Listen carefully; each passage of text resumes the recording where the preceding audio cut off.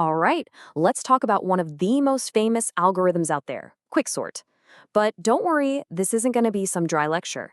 Think of it more like a puzzle, one that we're going to solve together, piece by piece. Let's dive in. So, here's the big mystery we need to solve. Quicksort is used all over the place because it's known for being incredibly fast. But under just the right or wrong conditions, its performance can completely tank. How can it be both a speed demon and a slow crawl? That's the puzzle we're here to unravel. The very first clue to cracking this case is understanding its main strategy. Quicksort has a secret weapon, and it's a really cool concept called divide and conquer. This is the key to its power. So what on earth is divide and conquer? Well, it's pretty much what it sounds like. Instead of trying to tackle some huge, messy problem all at once, you just break it down. You split it into smaller, more manageable pieces, and you keep splitting until you're left with these tiny, bite-sized problems that are super easy to solve. The real genius is how it puts all those solved little pieces back together. You know, a great way to think about this is like climbing a ladder. The base case is just getting on that first rung. For Quicksort, that's an array with just one item, or maybe none. It's already sorted, right? Easy. The inductive case is the rule that lets you climb. It says, hey, if I can sort these two smaller lists, I can for sure combine them to make one bigger sorted list. You just keep doing that, rung by rung, and before you know it, you've solved the original big problem. Okay, so how does Quicksort actually do this? Well, it's basically a simple three-step dance. First, you pick one element from the list and call it the pivot. It's the leader for this round. Second, you rearrange everything else around it. All the numbers smaller than the pivot go in one pile, and all the numbers bigger go in another. And finally, step 3, you do the exact same three-step dance on those two new, smaller piles. Let's walk through a super simple example to see this in action. Say we have this array, 33, 15, 10. First things first, we need a pivot. Let's just pick the first one. So 33 is our pivot. Okay, now for step 2, partitioning. We just look at the other numbers, 15 and 10. Are they smaller than our pivot, 33? Yep, both of them.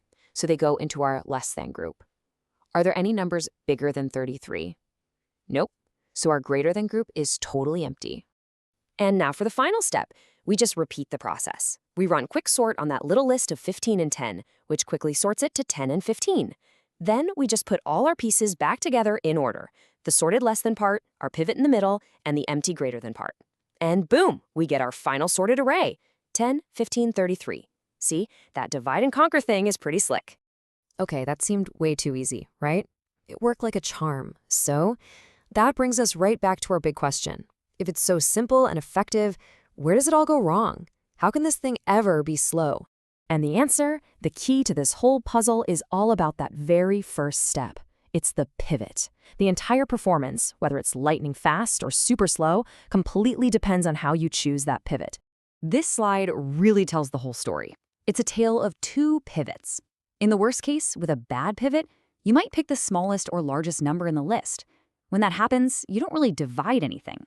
You just get one huge pile and one empty one. This creates a really long and inefficient process. But in the best case, with a good pivot, you pick a number somewhere in the middle.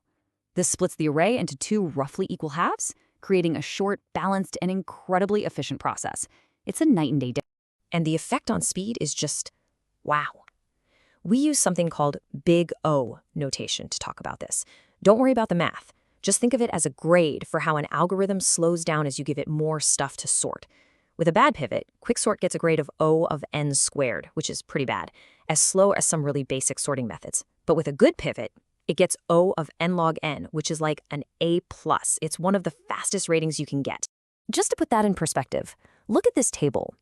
In the average case, Quicksort's O of n log n puts it in the same league as another heavyweight sorting algorithm, MergeSort. They're both way, way faster than something like selection sort. But this brings up a really good question, right? If MergeSort always gets that A+ grade, why would anyone risk using Quicksort when it has that potential to get a failing grade? It sounds like a terrible bet. Well, the secret is something that Big O notation kind of hides. It's a hidden factor, a little thing called a constant. The real-world runtime isn't just the Big O grade. It's more like a constant, let's call it C, times that grade. You can think of C as the amount of work the algorithm has to do for each step. And here is the punchline.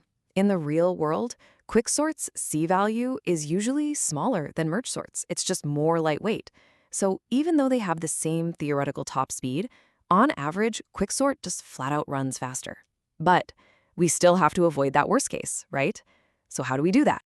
And the solution is just so simple and elegant. You just pick a pivot at random. That's it. Instead of always picking the first or last element, you grab a random one.